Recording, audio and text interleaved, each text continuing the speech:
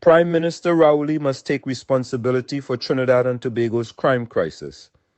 An editorial by Professor Wall Street. Prime Minister Dr. Keith Rowley's recent assertion that he should not be blamed for the high crime rate in Trinidad and Tobago has sparked significant controversy and debate. As the head of the country and the National Security Council, his stance is not only disappointing but also fundamentally flawed. Here are 10 reasons why Prime Minister Rowley is absolutely incorrect in absolving himself of responsibility for the nation's crime crisis. 1. Leadership accountability. As the Prime Minister, Dr. Rowley is the highest ranking official in the country. Leadership comes with accountability, and it is his duty to address and mitigate national issues, including crime. The saying, "a fish does not rot from the tail," aptly illustrates that problems often stem from the top. 2. National security oversight. As the head of the National Security Council, Dr. Rowley has direct oversight of the country's security apparatus. Any failures in this system reflect directly on his leadership and decision-making. 3. Policy implementation. The government, under Dr. Rowley's leadership, is responsible for implementing policies that can either curb or exacerbate crime. Ineffective policies or lack of enforcement contribute to the rising crime rates. 4. Resource allocation. The allocation of resources to law enforcement and crime prevention initiatives is a direct responsibility of the government. Insufficient funding or misallocation can hinder the effectiveness of these efforts. 5.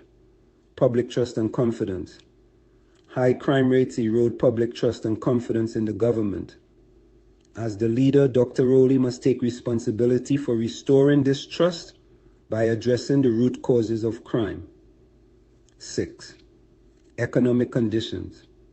Economic instability and unemployment are significant contributors to crime.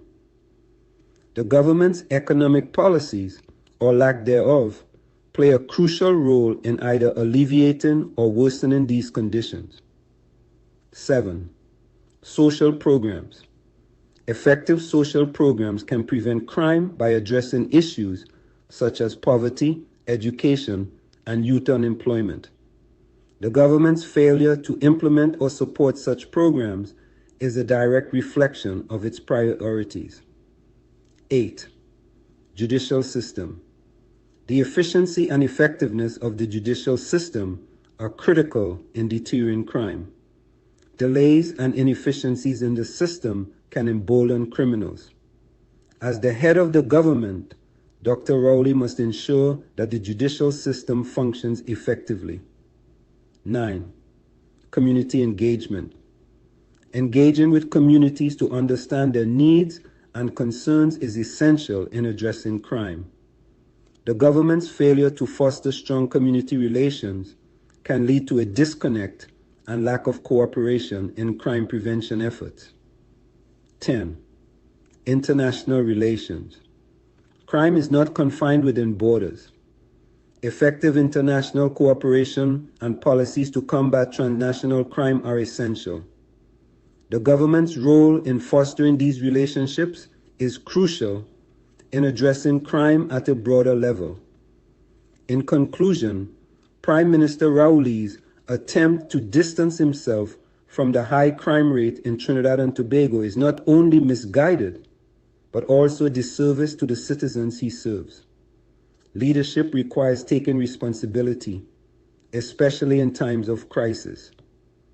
As the saying goes, a fish does not rot from the tail, and it is imperative that Dr. Rowley acknowledges his role and takes decisive action to address the crime crisis plaguing the nation.